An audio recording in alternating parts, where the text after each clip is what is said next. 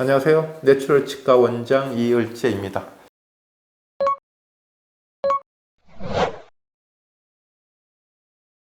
오늘은 과잉 진료, 양심 치과에 대해서 한번 얘기를 해보죠.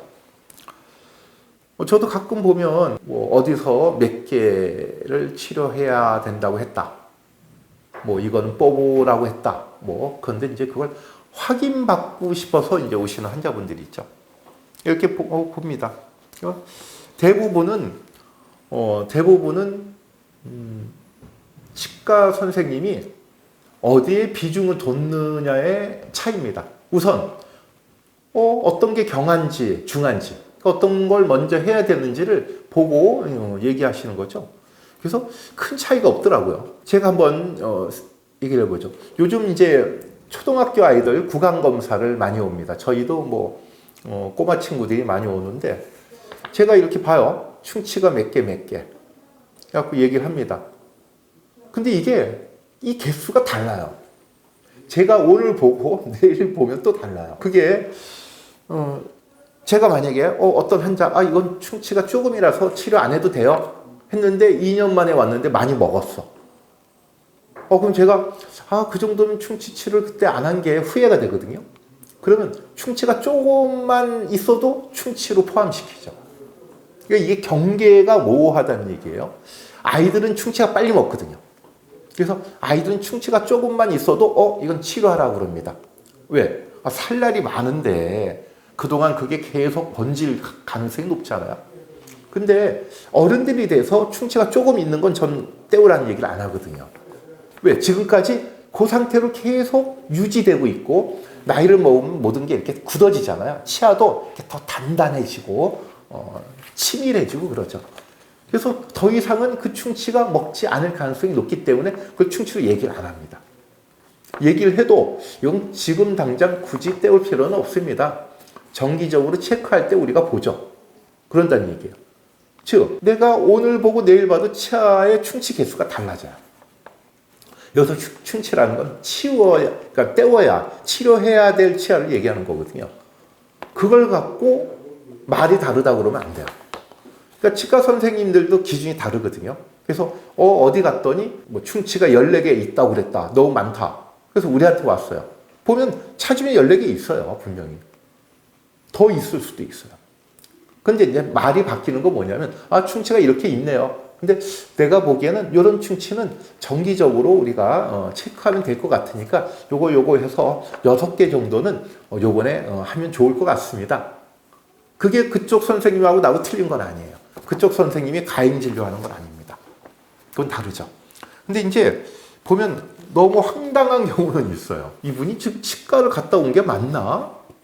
할 정도로 치료하면 될 걸 뽑아야 된다고 했다거나 그런 분이 있죠. 근데 이런 건 어느 집단이나 다 있잖아요. 정치도 그렇잖아요. 보면 너무 황당하게 나와서 대선 토론 때도 보면 너무 황당한 표현을 하거나 이런 거 있어요.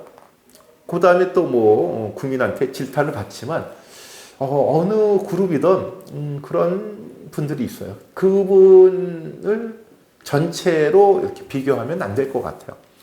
근데 예전에 이제 양심치과, 이거는 이제 제가 참 양심치과라고 이제 있었죠.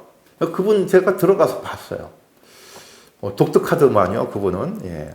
자기만 양심이 있고 다른 사람은 다 아닌 것처럼 얘기를 해요.